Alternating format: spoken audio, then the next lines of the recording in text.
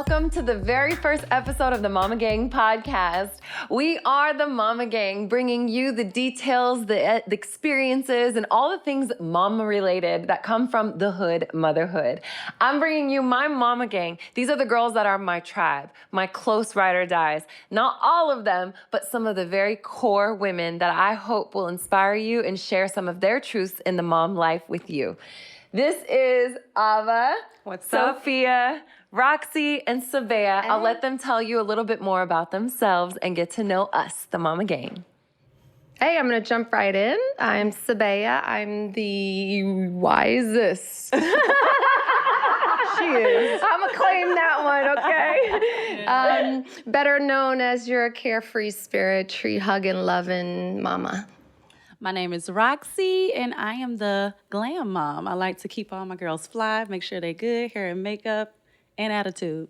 Queen of snapback glam. Hey, snap it right on back. Right. Hey. What's up, guys? I'm Sophia. I bring the soul to the crew, and some organic cooking and a good workout every now and then. Oh, yeah. What's up, everybody? My name is Ava May, and I am an artist. I'm a mommy of two, and I don't know, I think I bring the thug life to the group.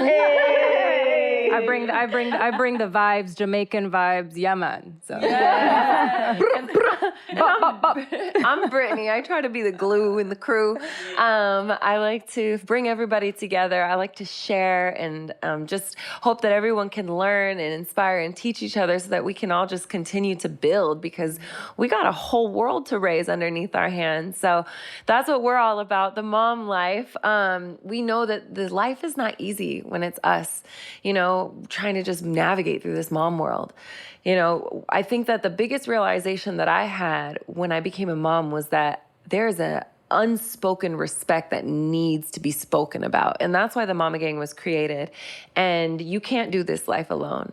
So this is an opportunity to reach out to all you moms out there. We're connected through this beautiful ability of technology to connect and to share some of these experiences that we have. We don't have the answers. We just have multiple experiences that give us answers. So I want a chance to just dive into some fun topics and some conversations that you guys will inspire us with. So you mamas, papas, all y'all out there that want to just ask some questions, send them to us. We will be answering them through every single podcast.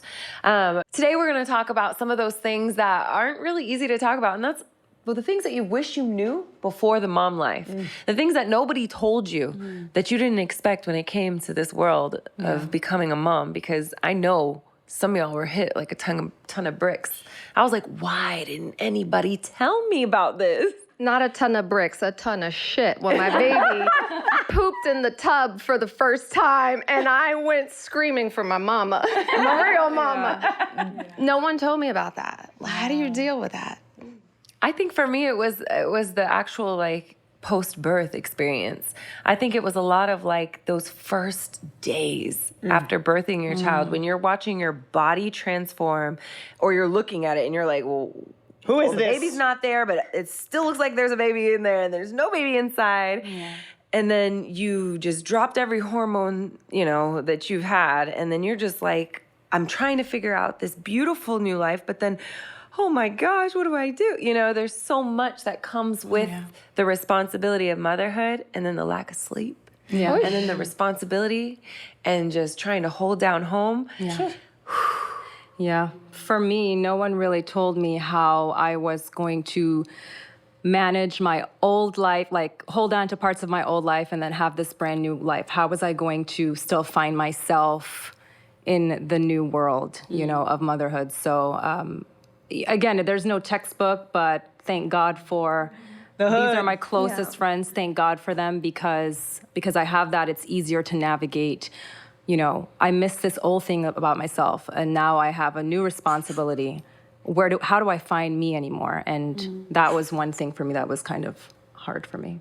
Yeah, I think for me it was patience. I seen I was the last of one of my other mom friends who had a kid, and they just did it so effortlessly, and nothing was wrong. They didn't seem like they were losing sleep. Their patience was intact. And I'm just like, I don't have no patience for this. Like, why nobody told me about that? This girl is driving me nuts. Help. Send help. That's real. SOS. It was patience for me. Brittany saved me, I'll just say. I was about 3 days postpartum. I'll never forget the phone call, just hearing her voice. And I just cried. I'm like, I don't know what to do. So the problem I was having was I didn't know that you had to like sleep train. And she was like, did you read this book? Did you read this book? I said, no.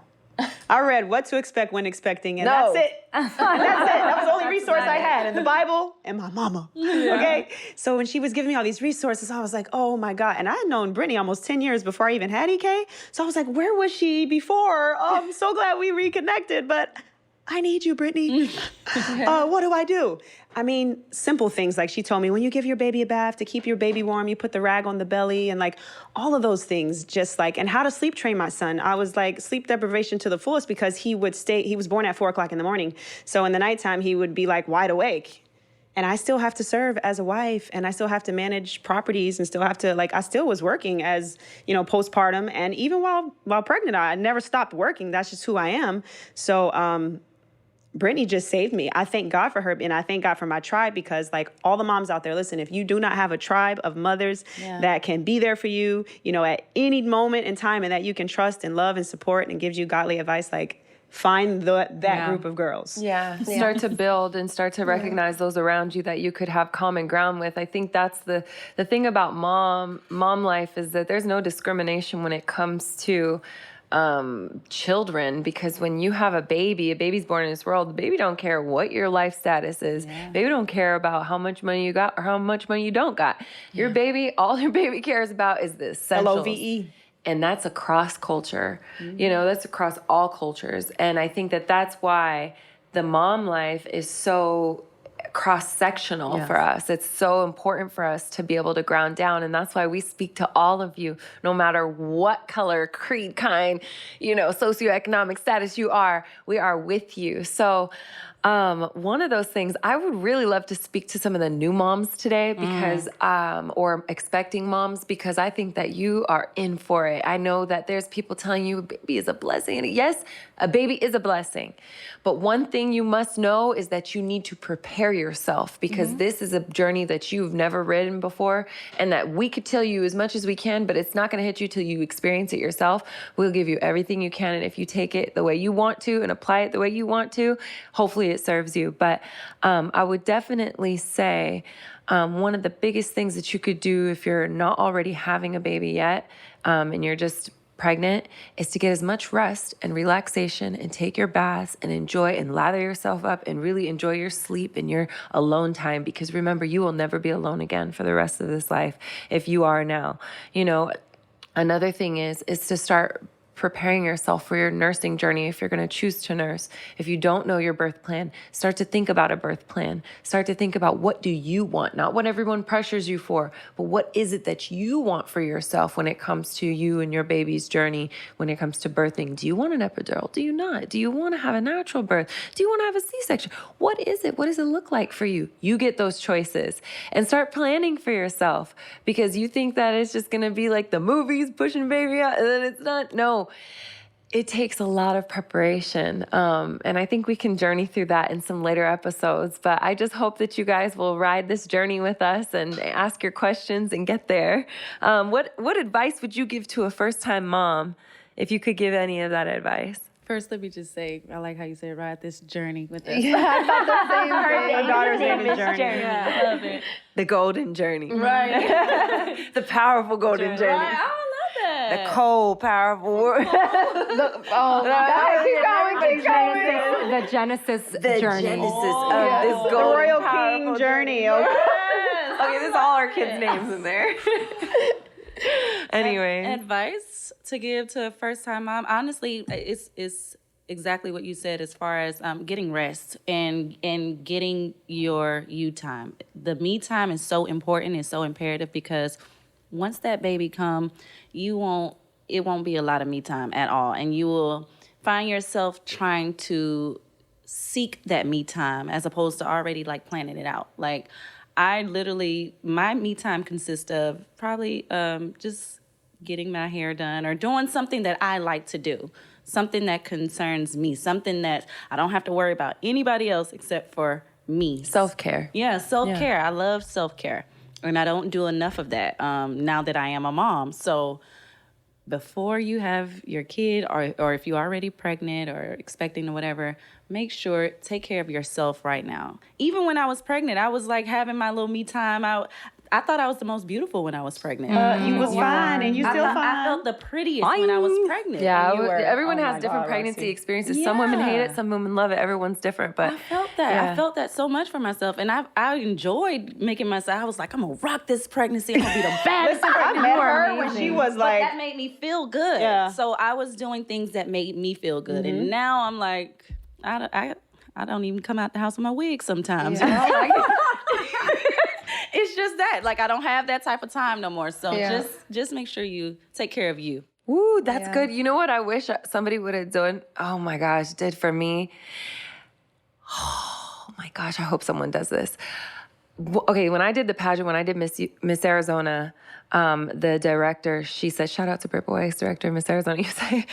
She said to us when we were preparing, we hadn't even competed yet. She goes, I want all of you to make a plan for yourself, win or lose, what you're going to do the day after the pageant, so that you are already ready to do that despite anything that could happen. And that was a huge marker, because then if you win, you're off to do whatever else. But if you don't win, you still set yourself up for success, right?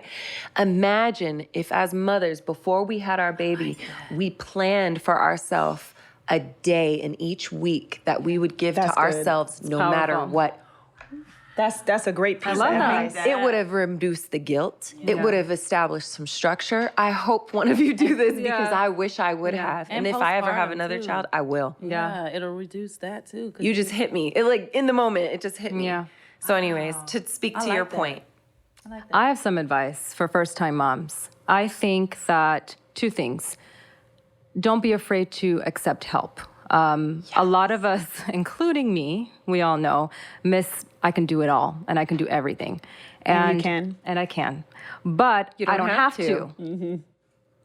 I don't have to. And I think there is power in accepting help and trusting the right help. Pray and ask for guidance, because a lot of the times when you're a first-time mom, you don't really know what to do and you're afraid to make the wrong decision, but your intuition will kick in. That's one real thing that all of these women here can attest to. But accept the help. The second thing is make clear boundaries. When you're a first-time mom, you may have in-laws, friends, grandparents, your own mother, your sisters, whoever. They may try to impose things on you that you're not comfortable with. And if you're not comfortable with it, say so and make clear boundaries. This is your child. This is your journey. And, roll with it. And this is what motherhood is. And make those choices for yourself that make you feel happy and safe, and same for your baby. So again, That's great. Accept the help, but know when to make clear boundaries for what is okay with you and what's not okay with you. For me, everyone wanted to come and see Genesis immediately, and I said no. And there were, my mother-in-law, my mother, there were people that were really upset and thought that I was, being a helicopter mom, which I am, and I'm proud to be. But that wasn't okay with me. I wanted people to come and visit when she was 2 months or 3 months old, and that was my personal choice. And there were moments where they would try to either bully me into it or get upset with me or not talk to me or not come around because I had those clear boundaries. But you know what? That's okay, because you set your standard and people will follow and they will respect you in the end. Whether they agree with it or not, it's your decision, and you should not feel pressured into doing anything that doesn't make you feel safe and welcome. So that's my advice. That's great. That's really great. That's amazing. I honestly would say take a gallon of water with you everywhere you go. You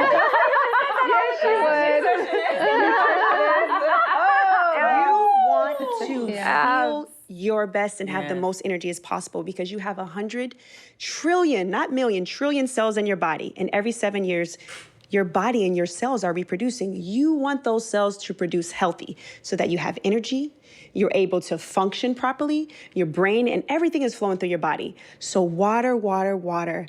Try, and I repeat, try. After 4 p.m., listen, ladies, no carbs. Complex carbs every morning. You can get in your omega-3s and your fiber, your steel-cut oats in the mornings. But I'm telling you, if you just cut carbs immediately after you have that baby and you take a gallon of water with you everywhere you go and try to nurse, for those moms out there who desire to nurse, you are going to feel your best and you're going to feed your baby everything that it needs. And you won't have to go to the doctor for ear infections. You'll feel good. And I'm telling you, that postpartum body baby fat will be gone. I think that's a huge one, is like the grace that you have to have on yourself, because you've got amazing nutrition and all of those things. And I'm like, that is huge. And that's a big inspiration. And what she says does work. And we can be our best selves when we apply it and we actually do the work and we actually put in the time and the intention. Then there's also that pressure that comes with it, that pressure to snap back, because look at the gram and everyone's taking pictures 1 month postpartum and you're like, That's not realistic. not realistic. No, it's not. you know, and maybe for some people that really happens for them, but you know what? It's a very rare percentage. And I think that it's important for us to have grace on ourselves. I think that we should definitely push ourselves to be our best. And everything she's saying is healthy advice. I think also, in addition to that, we should also be mindful of those first few days. And this is another thing about those first few days postpartum. I remember feeling like, what if my body doesn't go back? What if? And I was like, whoa, because I'm like modeling and I had this whole life and then I dropped it off for the baby and I'm like, wow. And then I just looked in the mirror and I said, thank you, God. Yes. Thank you, God, for a healthy baby. And thank you, God, for a healthy body. Thank you. And I thanked my body and I looked myself in the mirror and I just said, okay. And I let it all go. Wow. And guess what? It just did its job powerful. as it came. And I think that is a huge thing. Grace. Please be Give yourself graceful for grace. yourself, to yourself, because your body's already been through enough. It doesn't need your mind telling it negative things. Yes. Yes. I guess that was your advice. I was just so enthralled with this beautiful.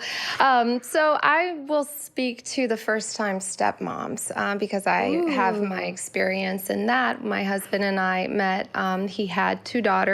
One was about 7, the other 10, and it was a pretty rocky divorce. And my advice to first-time stepmoms is to never lose sight of the children. It's always about the children. Your decisions are about the children. And I was very young. I was only 26 at the time.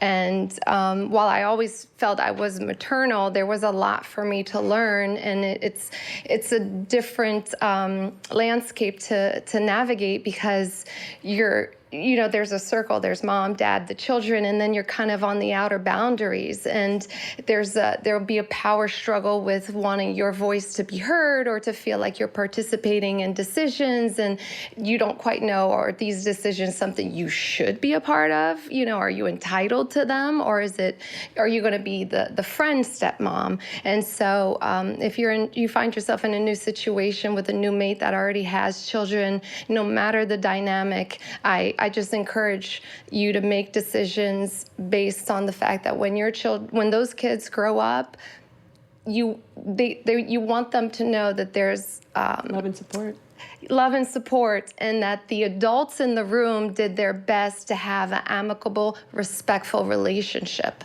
especially if you have children on the other side of the aisle. Those are their siblings. Amen. And so you have to. It's important never to lose sight of the children, no matter how difficult the decisions are, and adults will try you, so that's my advice for our step 9. We'll talk more about it later. Yeah, we've got all different walks of life in here. I think that that's a beautiful thing about our tribe here, is that our mama gang has so many different avenues to it.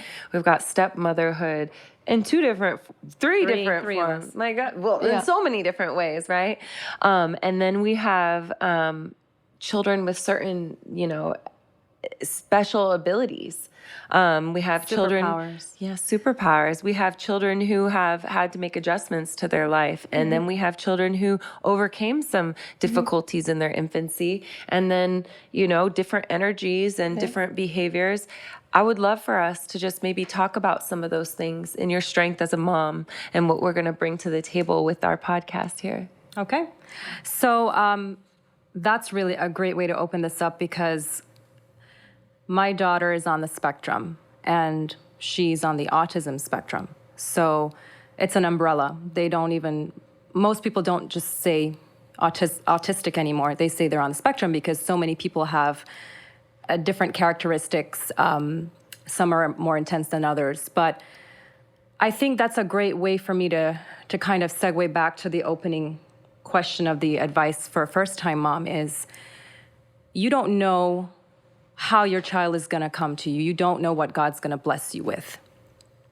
Bless is the important word, not curse. Bless. Right. What you receive is a blessing, and what you do with it is your obedience to God or the universe, however you want to perceive it. And so for me, Genesis was my firstborn, and we didn't know what we were going to get. And so as a first-time mom, just understand that everything will be okay. Everything always levels out. Everything will be fine as long as you have an open mind, do your research, be loving, be caring, be supportive, and surround yourself with people that will support whatever is happening with you and for you. So for me, my daughter is on the spectrum. She's brilliant. She has an impeccable memory. She can harmonize. She's only 4 years old.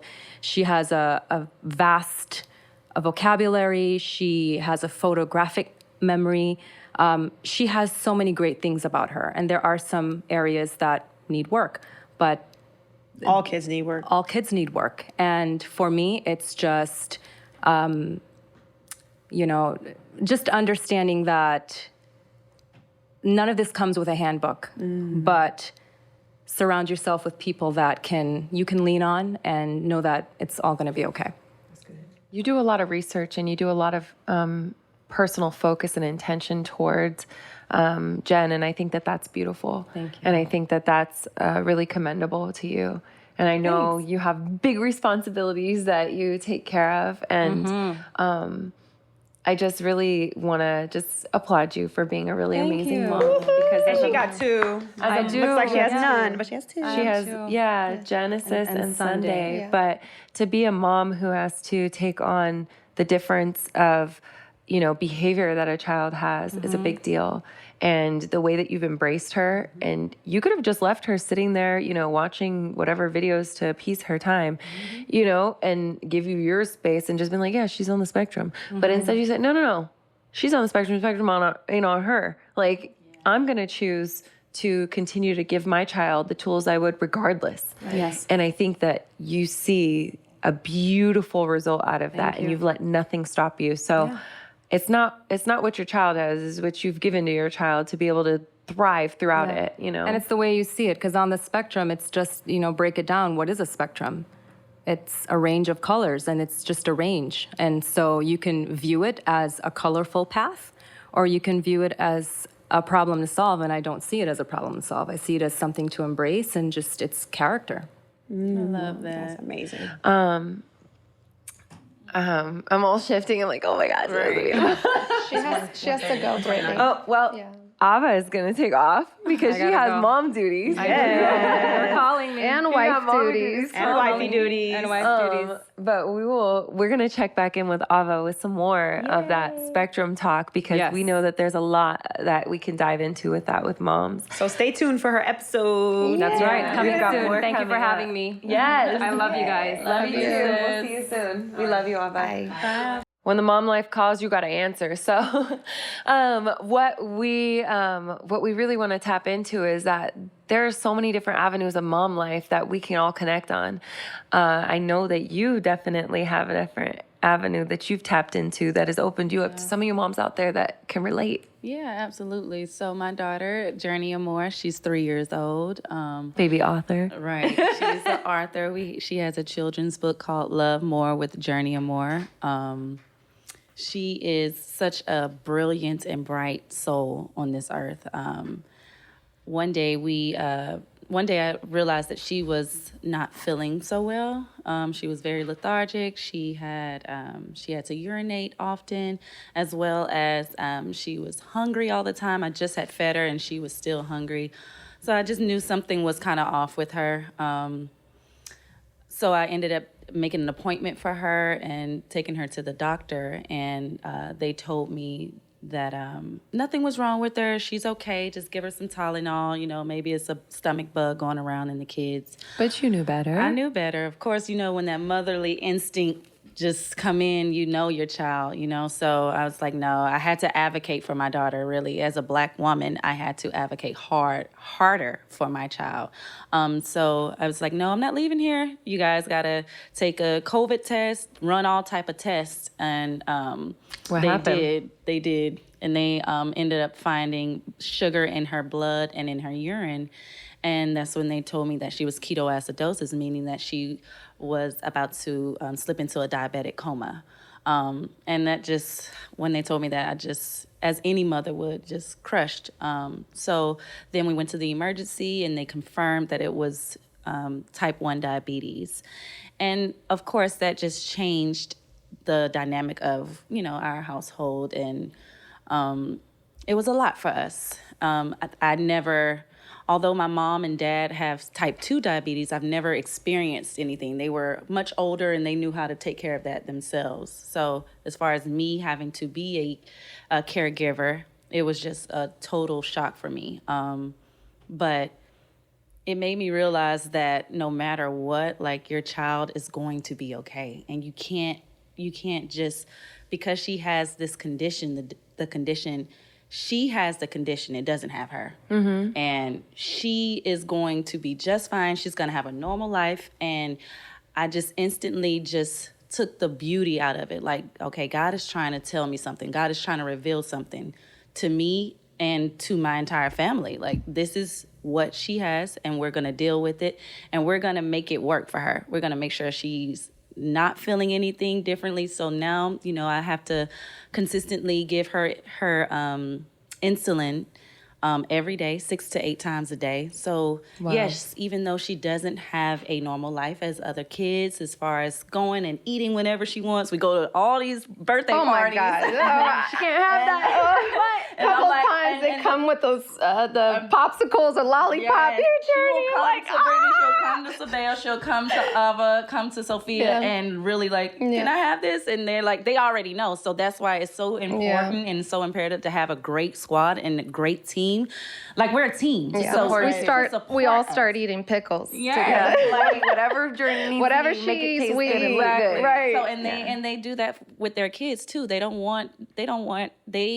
Our dynamic and our sisterhood is so phenomenal that they make their kids like hone in on her and like, no, it's okay. We're gonna play together. Ain't nothing wrong. Like, Journey is normal. Like, she's a normal kid, and as it should be. So I just encourage every mom, like, who is finding out that their child has any type of conditions. We don't call it a disease. It's a condition, you know, and she just know that your child is going to grow up, going to be amazing, phenomenal kids. Don't treat them any differently. Make sure they know that you love them, you encourage them, and you also teach them about what they have going on as well. Journey, now, when I give her insulin, I make sure that she knows what's going on. Journey, hand me your finger. Mommy, it's time for me to take my medicine. Okay, well, let me press the button. Include them so they won't feel like anything is different. Mm-hmm. And I'm blessed that it happened when it did, because I know it'll be a little bit more difficult if she were 18 or 20 and trying to readjust her whole entire life, you know? So this is something that she's growing up with. And you find the beauty in it. Yeah. It's the beginning stages of self-care, essentially, you know? Yeah. So. And she'll have a better diet. She's so vivacious. That girl is life itself. She's the pulse. You wouldn't think anything is... No, and she doesn't feel that way. She will jump from 20 feet high. That girl is fearless. But that just speaks to the spirit of children and how we just adapt as parents. I think that's powerful. And I shout out to all the moms who have had to deal with hardships with their children. I think that can be some of the hardest parts of just dealing and even having to support fellow friends who've gone through it. I think that's a lot.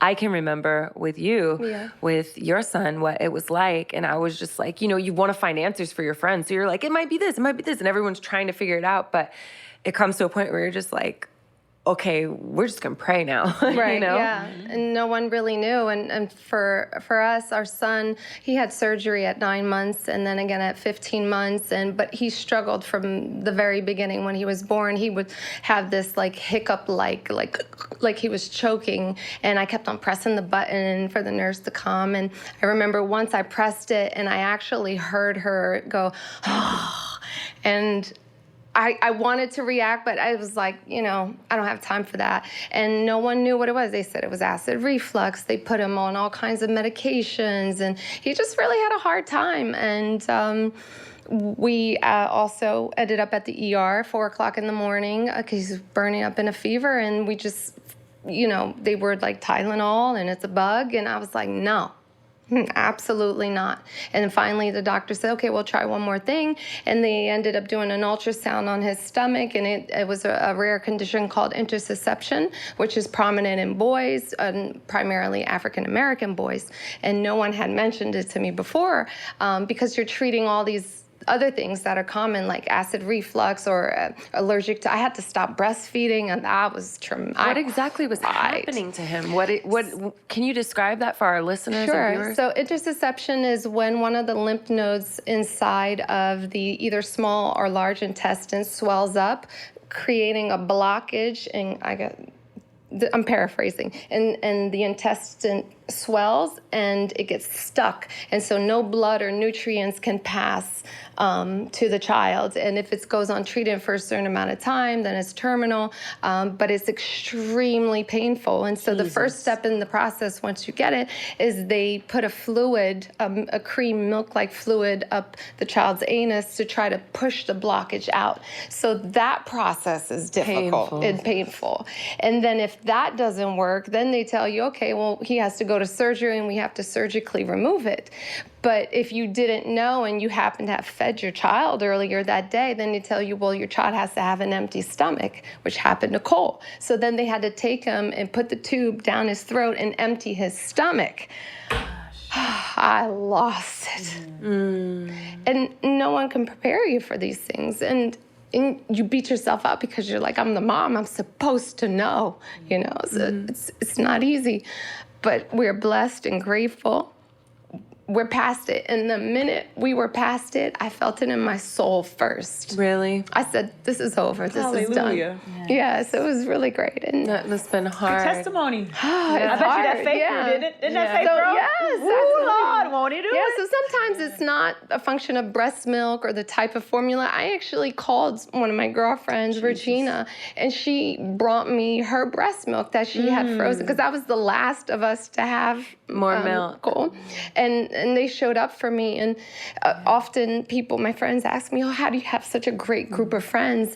And it really began with Brittany. Oh, guys. But the way you do it, We cry. is you just host something small, something simple. You say, hey, we have a kid the same age. You want to meet at the park? You sit on the bench, and no, you might not like the mom, but give it time, get to know one another, and you'll find that you have so much more in common. And then you tell them, okay, well, next time, why don't you bring a new friend and I'll bring a new friend, and that makes 4 of us now. And it just grows and grows and grows. So if you don't have that circle, create it with just one other person. So. Yeah, I love it. We all definitely. We can get back to that story when my son pooped in the tub and I ran for dear life. I did not leave him in the tub, but I sure held him like this. I wasn't prepared for that either. Such a great, powerful story. I share this because, I'm grateful to just be in the same space as you went, because I was literally crying when you were just sharing your testimony, because literally our children are our life, are our world, but they're part of our legacy. And you have to share that. Because I'm sure there's other moms watching that have gone through either similar situations or the same thing. So my son actually is the hype one in the group. He's all the way live, I'll just say that. He hasn't been diagnosed with anything, but I have... thanks to Brittany, I've put him in occupational therapy. He's also in speech therapy, and he's in so many activities. I'm tired of being a taxi cab driver at this point. Full schedule. So Aren't we all? We are the assistant to our kids sometimes. man, oh man, oh man. But Uber I'm ain't just got grateful nothing for on every us. single last one of you guys. Thank you. Great. Likewise. Ava's gone. She is Yeah. our soul.